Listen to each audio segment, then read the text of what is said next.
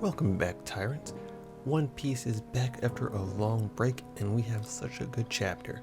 I really enjoyed this chapter and everything it brought, all the different sections of it. I can't wait to talk about it, so let's go ahead and get into it. So the cover story art requests are back, and I'm so glad that they are. I really miss these just because they were always just like, fun little beginnings to the chapter. Nothing that we have to dissect or think about, it's just a cool little piece of art. This time we've got Luffy trying to study, but he quickly gets bored and distracted. I don't know what he's trying to study or why he's even trying, because we know that's not Luffy, but of course he gets distracted. And the zombie Risky brothers are here too, and they're kind of the ones that are distracting Luffy. And I don't know why they're here. They're not really part of like the request per se, but they're the ones like doing the main distraction, kind of just bouncing on balls and being themselves. But I thought that was a cool little callback. The chapter begins with Marco versus Big Mom. And it's not really a versus, it's more of a clash, but we see that Big Mom is using Prometheus and Marco's just using his Phoenix ability. And I really like this clash for two reasons. One, it shows that Marco, again, is a very good fighter.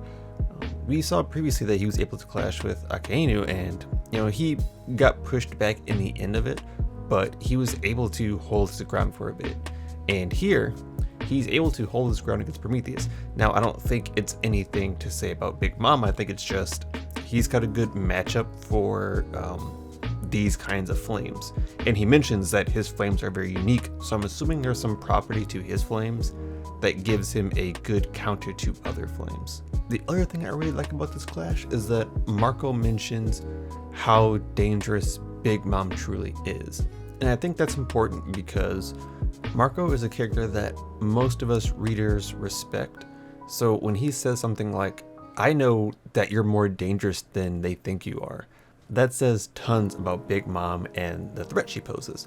Not only from a physical and a combat standpoint, but I think just overall Big Mom is a big threat.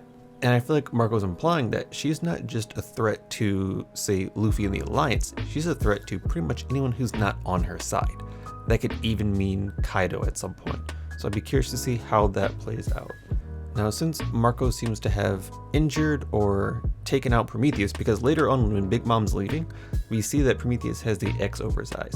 So it seems like Marco did enough damage to take Prometheus out for a little bit. But instead, Big Mom kind of just goes in for the grab and catches him by the neck. And I think what's happening here is that because of Marco's ability, because of his ability to constantly heal from damage, I think Big Mom grabbed him with some form of hockey, and she's having Perospero shoot to do some lasting damage. Because I don't think just punching him, even though it's a Big Mom punch, would do anything, because as soon as he's out of her grasp, he might regenerate. So I'm assuming that's like a hockey based grab. I'm not entirely sure, but that's my take on it. It also goes to note that as Big Mom's leaving, she mentions something along the lines of not having the right souls to combat Marco. And I'm not entirely sure what that means. This is an early translation, but what I assume is that she doesn't have anything that can do lasting damage to Marco as far as using her Devil Fruit power. That's all I really take that as. Therefore, trying to stick around and fight him would just be a pain. I think in the end, Big Mom's going to win that fight, but I don't think she wants to waste the time it would take to get past Marco by fighting.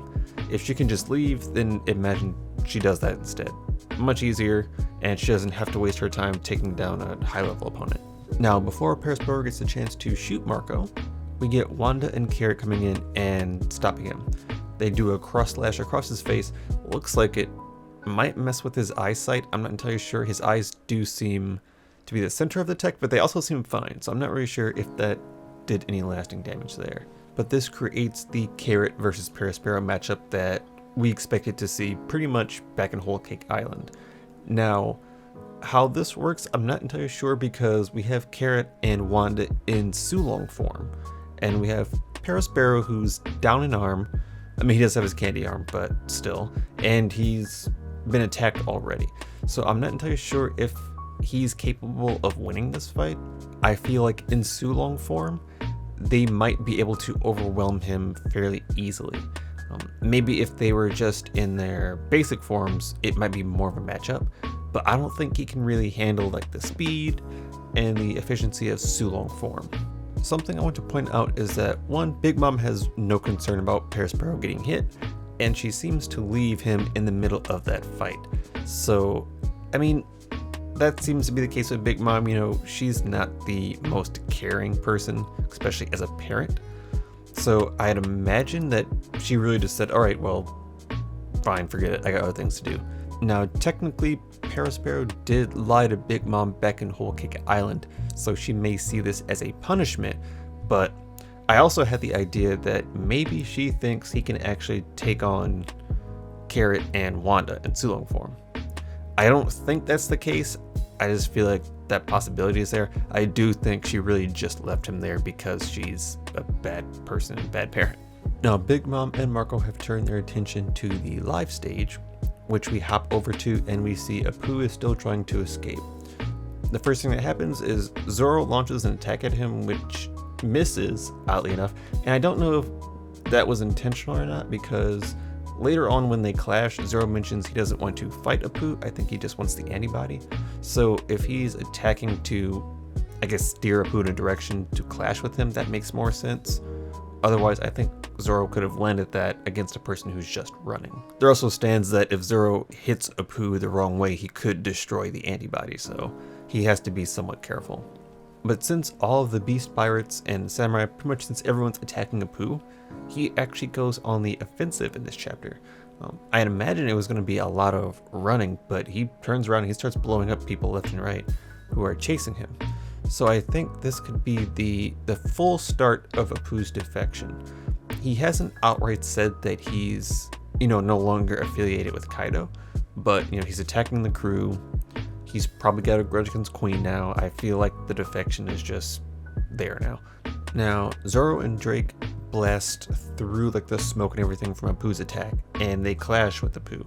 Now, it looks like Apu is a dual wielder of what are called tonfas. These are basically batons with like a handle that you can kind of hold against your arm. Now, I don't think we've seen Apu use weapons like this before. I think we've always seen him just use his ability. So that's a new discovery, and I think that's pretty cool. I don't know if he uses them heavily in combat or if they're mainly a defense aspect of his combat, but it's cool to see. I also think that he's putting haki into the tonfas because we get a sectioned panel of Zoro and Apu clashing, and we see Zoro's sword with haki, and we see Apu's tonfa there. Now, I don't think that tonfa would be able to resist Zoro's sword if it wasn't coated in some kind of haki. And I also don't think we would have gotten that panel in the first place in case it was displaying a haki clash. Something I find important here is that Zoro really doesn't want to fight Apu. Zoro is still trying to get to the Kaido fight. He says he wants to help Kinemon and the others. So he's trying to get the antibody and leave. Drake, on the other hand, has a grudge against Apu, and Apu is likewise. So I think if we do get a big fight with Apu, it's going to be Apu versus Drake. I think the virus and the antibody thing is going to be solved outside of a major fight, and Zoro's going to make his way to where Luffy and Sanji and Jinbei are going. We then get a quick panel of Queen kind of going through the crew bounties and noticing Zoro and Sanji, and he mentions that it's odd that Judge's son is part of the Straw Hat crew. To me, this is a clear indication that he knows Judge and he's worked with him before, because what we have is kind of like the trifecta of the evil scientists. We have Queen the Plague, we have Caesar Clown, and we have Judge. Now, we know Judge and Caesar have worked together because in Whole Cake they kind of had that banter about how Judge was always on his high horse, how Judge was always acting high and mighty. So I assume that in some degree, when Caesar was working with the Beast Pirates to give them that gas weapon, they may have had an interaction that included Judge, that talked about Judge. Somehow Judge got into that mix. I assume we'll get more on that later on, but I think it was just a quick little heads up as to what's to come. We then go down to kind of Chopper and Brook and Robin, and we see that Brook has been hit by the virus, but he's not been infected. Chopper notes that it's because he's pretty much a dead body. He has no blood, he has no skin, he has nothing for the virus to pass through. So I think Brook is going to be able to fight a lot more openly in this area than everyone else, which again I think makes Brook such a valuable member to the crew, because he does so much in combat even though he's not the strongest fighter. He has so much versatility in combat. So like situations like this, like in Whole Cake Island, he really shines as a Straw Hat because he's able to do so much. But this leads Chopper to thinking that instead of the virus kind of infecting you and take over from the inside, that it's something that passes through the outside. It's something that like it passes through the skin and kind of makes its way inside your body. The first thing that makes me think of is the gas weapon that Caesar used, the Shinokuni, I believe, where it coated the outside of your body, and that seemed like a death sentence. But there was a way to get rid of that. There was a way in which you're still alive on the inside, and I feel like this is a similar application of that effect. And I think that's what that whole point earlier where Queen's talking about Judge and that connection comes through. Because if Judge, Caesar, and Queen have worked together, it would make sense that Queen's playgrounds kind of carry that same ability that Shinokuni did. Now, while he's thinking about that, we come to realize that Chopper has been infected. And what this means is that Chopper is now on a time crunch. A shorter time crunch than he was when he just had that hour. Seeing as he's the one who was going to create the cure, I think this is the point in which Marco becomes relevant. Because not only did we get that panel earlier of Marco noticing the ice Oni transformation and trying to figure out what's going on, but the idea that maybe this is something that's affecting the outside of your body, and that it's ice-based means that Marco's flames can cure it. Now, I'm not entirely sure how Marco's flames interact with ice, because I don't think they're burning flames, I don't think they're hot flames. I think they have different properties than the typical fire, but I wonder if he can use those flames to, in a way, thaw out Chopper, and how that'll work, how that would interact. But I think this is the point in which Marco gets involved, and that other Dr. Mind gets involved. With Chopper infected, I no longer think he's going to be able to handle this alone, because I don't think he'll have enough time. But we then move on to my favorite part of the chapter, the part that shines, and that's the Kunoichi's Oath. Now, when I first read the title of the chapter, Kunoichi's Oath, I thought it had something to do with Shinobu. I thought we were going to see Shinobu and Yamato and Momo and have a deep moment with them. But no, it was actually talking about Nami. And I really like that, because I had completely forgotten that that was kind of the role Nami was playing in Wano, was that of a Kunoichi. So to see that kind of come back full circle is really nice. And what I got from this part of the chapter, I really didn't expect. I figured that Usopp and Nami would be fighting with Ulti in page 1, but I assumed before the fighting started they were going to have help. I thought either Yamato was going to come help them, a different Straw Hat was going to come help them, maybe some of the samurai. They would have more people on their side. I didn't think it would just be a 2v2, but that's what it is. And while it seems like they're putting up their best effort, they're just not a match for the physical powerhouses that are Ulti in page 1. You know, these Zoan users are tanks. Luffy's elephant gun wasn't even enough to take him out, so I don't think Usopp and Nami have anything they can put that does even that amount of damage. And even still, they would need more than that. But we see Usopp firing off everything he can. You know, he fires off his plants, he fires off his bamboo, and all that stuff is pretty much non-effective. At some point, Ulti calls to page 1 for help, but page 1 notes that Chiri doesn't need it. It's not the big deal. And they walk through his bamboo javelins like it's nothing. Now, I'll be honest, it seems like Ulti is doing all the work in this fight. Page 1 just kind of seems like support, but we have Ulti coming in for her skull cannon for what seems to be the second or third time. Usopp mentions that he can't take another hit like that again, and we also see that before he gets it, you know, he's got some damage. You know, he's missing a tooth, he's bleeding, so he's been hit with it before apparently, and he's still moving. Now, Usopp has always had insane durability, but I think this takes it to another level, because even Luffy, who put Haki up, mentions that that headbutt was pretty strong, and it even had him staggered for a little bit. So for Usopp to be tanking these, that's pretty insane. I do question why we have kind of like the Haki sparks when Ulti uses her Skull Cannon, because normally that happens when Haki clashes and not just when Haki is used. But of course, that's just me kind of speculating. I don't know that I would say Usopp has Ornament Haki, and I don't think he would know how to centralize it on his head. But that's just something I noticed. But he takes another Skull Cannon, he gets launched back, and I think he's pretty much out. He might have a few more shots in him, but he's not going to be doing a lot of fighting after this. I think he's taken a lot of damage. And speaking of taking a lot of damage, we see Nami lying on the floor, and she is really roughed up. Now, I think it's been a very long time since we've seen Nami this roughed up before. I mean, we're talking back in Alabasta versus Miss Doublefinger. And I think even then she wasn't this messed up. She was pretty scuffed up, but this seems like another level. From what she's been saying, it sounds like she even took a Skull Cannon. And that's why she's on the ground right now, is because she took a huge headbutt and that pretty much took her out. Which, if that's the case, that's very impressive. That gives a lot of durability to Nami, who previously really wasn't taking any attacks. Now, Ulti picks Nami up and pretty much tries to get her to denounce Luffy and say that he won't be the Pirate King. And we know how that goes. We know what happens when someone questions the Straw Hat crew about their captain. When someone asks them who will be king of the pirates. Now the thing here is that Ulti is pretty much saying, if you say Luffy's going to be king of the pirates, I'm going to kill you.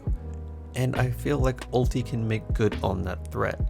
Now we see Usopp, who's pretty much out of it, saying that it's okay for Nami to lie. In this situation, they've done as much as they can, and it makes sense if they lie to get away with their lives. The thing about that is, even though Usopp is saying that, I don't think he would do that. I don't think he would denounce Luffy like that if he was in that same situation.